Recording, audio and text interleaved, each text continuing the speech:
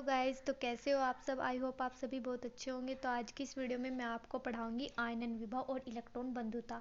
तो देखो, नाम से ही पता चल रहा है कि ये टॉपिक एग्जाम के लिए बहुत ही ज़्यादा इंपॉर्टेंट होता है और एग्जाम में इसकी डेफिनेशन और इस पर बेस्ड क्वेश्चन जरूर पूछे जाते हैं। तो चलिए स्टार्ट करते हैं। आयनन विभव। देखो, आयनन विभव को आयनन ऊर्जा भी हम बोलते हैं और आयनन एंथैल्पी भी हम बोल सकते हैं। आयनाइजेशन पोटेंशियल या आयनाइजेशन एनर्जी। तो देखिए गाइस, किसी तत्व के एक विलग गैसीय परमाणु में से किसी तत्व के एक विलग गैसीय परमाणु में से एक इलेक्ट्रॉन पूर्ण रूप से बाहर निकालने के लिए जितनी न्यूनतम ऊर्जा की आवश्यकता होती है उसे उस तत्व की आयनन ऊर्जा या आयनन विभव कहते हैं। ठीक है, और इसको हम आई से रिप्रेजेंट करते हैं। यानी कि अगर कोई हमारा परमाणु है और उसमें से हमें एक इलेक्ट्रॉन निकालना है, तो देखो उस एक इलेक्ट्रॉन को हमें निकालने के लिए पूर्ण रूप से यानी कि बाहर करने के लिए जितनी हमारे इसमें कम से कम यानी कि न्यूनतम ऊर्जा लग रही है, उस ऊर्जा को ही हम बोलेंगे आयनन विभव। देखो, पहला इलेक्ट्रॉन, जैसे हमें फर्स्ट इलेक्ट्रॉन बाहर निकालना है, तो फर्स्ट इलेक्ट्रॉन बाहर निकालने के लिए जो हमारा आयनन विभव होगा उसे हम I1 से रिप्रेजेंट करेंगे और सेकंड इलेक्ट्रॉन बाहर निकालने के लिए I2। ऐसे ही हमारा थर्ड इलेक्ट्रॉन जैसे हमें बाहर निकालना होगा तो हमारा हो जाएगा I3। सेकंड आयन विभव का मान फर्स्ट आयन विभव से अधिक होता है, क्योंकि फर्स्ट इलेक्ट्रॉन निकल जाने के बाद बने धनायन में जेड इफेक्ट, यानी कि जेड इफेक्ट हमारा क्या होता है, नाभिकीय आवेश, परमाणु नाभिकीय आवेश, ठीक है, का मान बढ़ जाता है। इसलिए दूसरा इलेक्ट्रॉन निकालने के लिए अधिक ऊर्जा की आवश्यकता होती है। देखो, हमें पता है गाइस, जैसे कि अगर हम फर्स्ट इलेक्ट्रॉन उसमें से निकाल दें, देखो किसी परमाणु में से जैसे कि हम एक इलेक्ट्रॉन निकाल देते हैं तो उसमें क्या होगा, तो जो देखो जो हमारा परमाणु नाभिकीय आवेश है वो बढ़ जाएगा।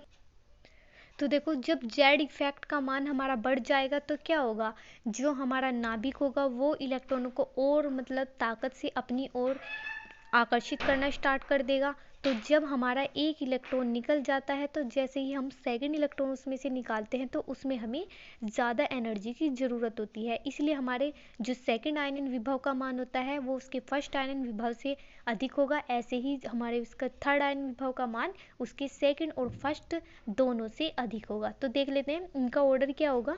हमारे देखो, ये हमारा जो I3 की वैल्यू सबसे ज़्यादा होगी, फिर I2, फिर I1। देखो जैसे हमारा H है, तो H में से हम एक इलेक्ट्रॉन बाहर निकालते हैं। देखो, तो एक इलेक्ट्रॉन बाहर निकालने में जितनी हमें ऊर्जा की ज़रूरत होती है उसे हम आयनन विभव बोलते हैं। तो देखो I1 होगा हमारा 1.36 eV।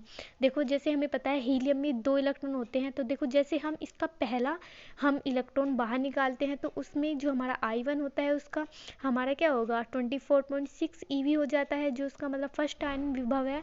और जैसे ही हम He+ से दूसरा इलेक्ट्रॉन बाहर करते हैं, चूँकि हमें पता है अब इसमें जेड इफेक्ट का मान और ज़्यादा बढ़ चुका है और ज़्यादा इलेक्ट्रॉन प्रबलता से नाभिक की ओर जा रहे हैं, तो जैसे ही हम इसमें से सेकंड इलेक्ट्रॉन जो बाहर करते हैं तो इसमें हमारा क्या हो जाएगा, ये देखो इसकी वैल्यू क्या हो जाएगी, I2 की हो जाएगी हमारी 54.6 eV। तो देख लेते हैं, आयनन विभव जो होता है हमारा इलेक्ट्रॉन वोल्ट प्रति परमाणु में व्यक्त किए जाते हैं, और जो आयनन ऊर्जा होती है वो हमारी EV प्रति परमाणु या किलोजूल प्रति मोल में व्यक्त की जाती है। आयनन विभव में उपनति देख लेते हैं। आवर्त में चलने पर क्या होता है, परमाणु क्रमांक बढ़ने के साथ साथ क्षार धातु से हैलोजन तत्वों के फर्स्ट आयनन विभव क्या होते हैं, अक्रिय गैसों तक, यानी कि हैलोजन तक नहीं, अक्रिय गैसों तक क्या होते हैं, प्रथम आयनन विभव जो होते हैं वे हमारे बढ़ते हैं, क्योंकि परमाणु त्रिज्या घटते हैं। ये भी एग्जाम में पूछा जाता है कि आवर्त में चलने पर हमारे आयनन विभव बढ़ते हैं या घटते हैं, तो ये हमें पता होना चाहिए। देखो, वर्ग में चलने पर क्या होगा, वर्ग में चलने पर आयनन विभव घटते हैं क्योंकि परमाणु त्रिज्या बढ़ती है। देखो, जैसे हमारी परमाणु त्रिज्या बढ़ती है ना, तो हमारा जेड इफेक्ट का मान कम हो जाता है, और जेड इफेक्ट का मान कम होने के कारण हम उसमें से आसानी से इलेक्ट्रॉन बाहर कर सकते हैं। इसलिए जब जेड इफेक्ट का मान कम होगा यानी कि परमाणु त्रिज्या बड़ी होगी, तब हमारा जेड इफेक्ट का मान कम होगा, और जब जेड इफेक्ट का मान कम होगा तो आयनन विभव भी हमारा क्या होगा, कम होगा।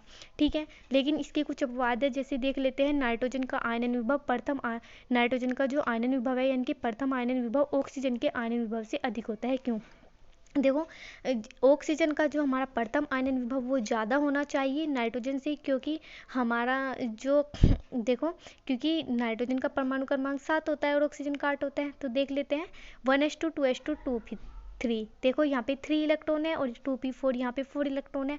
तो देखो क्या होगा, जो हमारी 2p3 जो व्यवस्था होती है वो 2p4 से ज़्यादा स्ट्रोंग होती है। देखो चूँकि आपको पता ही है, जो हमारा पूर्ण अर्धभरित जो ऑर्बिटल होते हैं और पूर्ण भरित जो ऑर्बिटल होते हैं, जो पूर्ण रूप से भरे हुए होते हैं, पूर्ण रूप से आधे भरे हुए, वो बहुत ही ज़्यादा स्ट्रोंग होते हैं।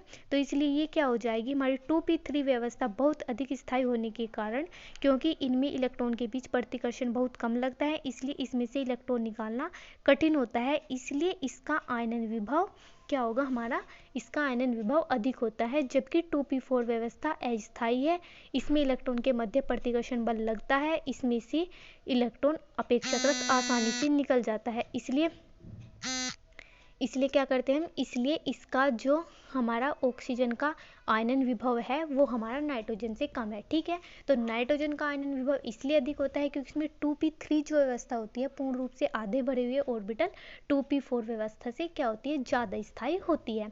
ऐसे ये देख लेते हैं, जैसे बेरिलियम का आयनन विभव बोरोन से ऊंचा है, क्यों? तो देखो हमें पता है बेरिलियम का परमाणु क्रमांक क्या होता है, 1s2 होता है, और बोरोन का क्या होता है, 1s2 होता है। देखो ये हमारी अस्थायी है और ये हमारा स्थायी है। क्यों? क्योंकि इसमें जो ऑर्बिटल है वे पूर्ण भरे हुए हैं। देखो एस में अधिकतम 2 इलेक्ट्रॉन आ सकते हैं, तो 2 है, इसमें भी 2 है। तो इसलिए हमारा जो बेरिलियम है वो हमारा स्थायी है, और जब स्थायी तो इसमें से इलेक्ट्रॉन निकालना हमारा ज़्यादा कठिन होगा, तो इसलिए इसका आयनन विभव ज़्यादा होगा।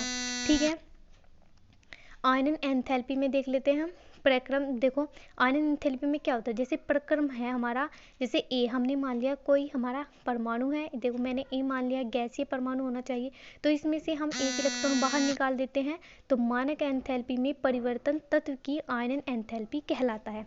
ठीक है, तो ये हमारे आयनन एंथैल्पी की डेफिनेशन है। वैसे आयनन एंथैल्पी की डेफिनेशन पूछी नहीं जाती, आयनन विभव की डेफिनेशन पूछी जाती है, जो मैंने आपको करा दिया है। ठीक है, अब देख लेते हैं इलेक्ट्रॉन बंधुता और इलेक्ट्रॉन लब्धि एंथैल्पी।